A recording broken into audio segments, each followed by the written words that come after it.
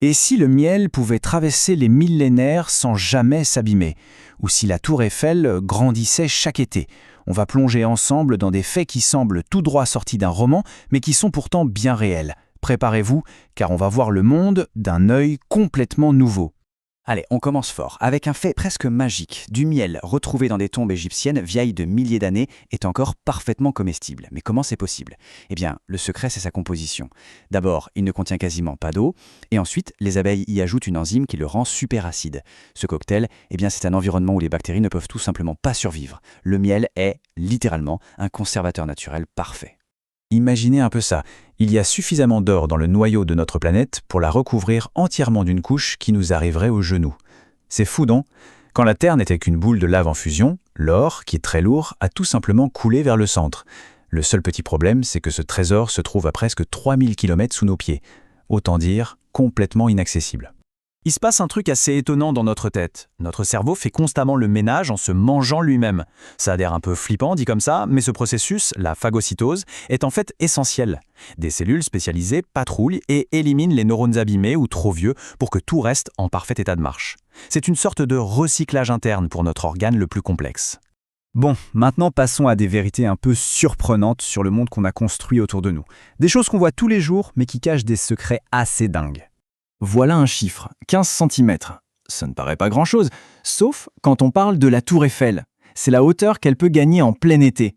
Oui, le monument le plus célèbre de France grandit et rétrécit avec les saisons. Alors ce phénomène, ça s'appelle la dilatation thermique. C'est assez simple en fait. Quand le métal chauffe, ses atomes s'agitent et prennent plus de place.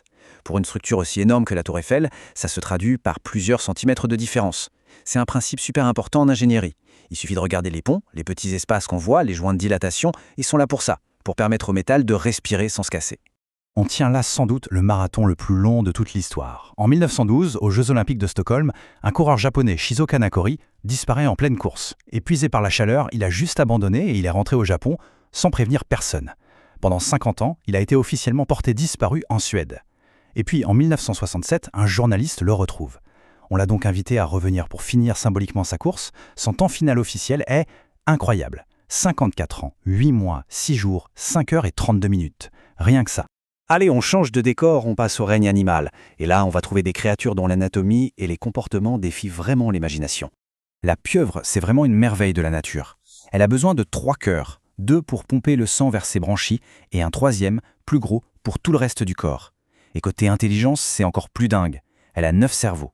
Un cerveau central qui gère l'ensemble, et chaque tentacule a son propre mini-cerveau, ce qui lui permet de réfléchir et d'agir de façon quasi indépendante.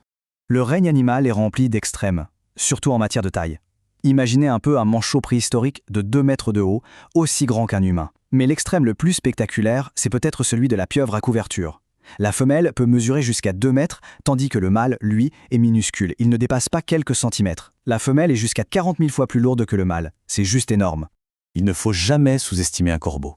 Ces oiseaux ont une intelligence sociale vraiment bluffante. Non seulement ils peuvent reconnaître des visages et comprendre les émotions de leurs congénères, mais ils ont aussi une mémoire d'éléphant. Si un autre oiseau, ou même un humain, leur fait une crasse, ils s'en souviendront et lui en voudront.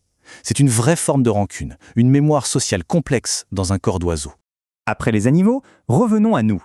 Notre propre corps est une source inépuisable de faits étranges et fascinants. C'est un fait assez étrange. On est toujours un peu plus grand le matin que le soir. Pourquoi? La réponse est dans notre dos. Tout au long de la journée, la gravité compresse les disques de cartilage entre nos vertèbres, un peu comme des éponges compressent. Et la nuit, quand on est allongé, ces disques se décompressent. Ils se regonflent de liquide et retrouvent leur épaisseur. Résultat, on gagne un petit centimètre ou deux au réveil. On appelle souvent la sérotonine l'hormone du bonheur et on l'associe tout de suite au cerveau. Mais regardez bien ce graphique, c'est une idée reçue. En réalité, le cerveau n'en produit qu'une toute petite partie. L'écrasante majorité, à peu près 95%, est produite dans nos intestins. Ça montre à quel point notre santé digestive et notre bien-être mental sont directement liés. Cette sensation hyper étrange de déjà-vu, ce n'est pas un souvenir d'une vie antérieure, non. La théorie scientifique la plus probable, c'est que c'est un tout petit bug de notre cerveau. L'information arriverait avec un micro-décalage entre les deux hémisphères et le cerveau interpréterait cette scène comme un souvenir, alors qu'en fait, c'est le présent. Voici un fait qui montre bien la puissance de notre corps. L'acide qu'on a dans l'estomac est tellement corrosif qu'il peut dissoudre une lame de rasoir en métal en seulement 2 heures. C'est presque aussi puissant que de l'acide de batterie. La question c'est pourquoi est-ce qu'on ne se digère pas nous-mêmes ? Eh bien c'est parce que la paroi de notre estomac est protégée par une épaisse couche de mucus qui se renouvelle en permanence, heureusement. Passons maintenant à une section pour démystifier quelques croyances populaires et pour réveiller la logique qui se cache derrière des choses de notre quotidien. C'est sans doute l'un des mythes les plus tenaces sur nos capacités. Cette idée que 90% de notre cerveau est en sommeil, qu'il attend juste d'être débloqué.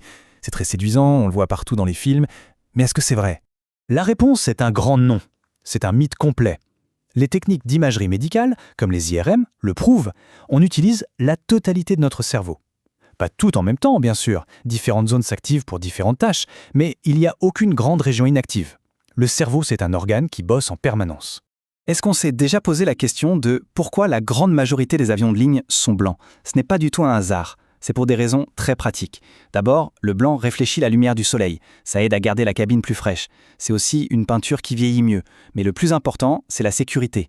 Sur un fond blanc, la moindre fissure, la moindre bosse ou fuite d'huile se voit tout de suite lors des inspections. Et pour finir, tournons notre regard vers des phénomènes naturels vraiment impressionnants, que ce soit sur notre planète ou un peu plus loin. Alors, quel est le point sur Terre le plus proche de l'espace ? Spontanément, on pense tous à l'Everest, c'est la plus haute montagne. Eh bien, c'est faux. La Terre n'est pas une sphère parfaite, elle est un peu aplatie au pôle et renflée à l'équateur. Du coup, le sommet du mont Chimborazo, en équateur, comme il est très proche de l'équateur, est en fait le point le plus éloigné du centre de la Terre, et donc techniquement le plus proche de l'espace. Même aux confins glacés de notre système solaire, il y a de l'action.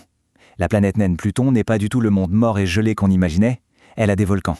Mais attention, au lieu de cracher de la lave en fusion, ces cryovolcans entrent en éruption avec une sorte de bouillie glacée d'eau, de méthane et d'ammoniac. Ce sont littéralement des volcans de glace. C'est incroyable.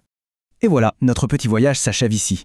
Mais ça montre bien que notre monde, que ce soit sous nos pieds, dans le ciel, ou même à l'intérieur de nous, regorge de secrets et de merveilles qui n'attendent qu'à être découverts. La curiosité, c'est vraiment la clé pour voir l'extraordinaire dans l'ordinaire. Alors il ne faut jamais cesser de se poser des questions.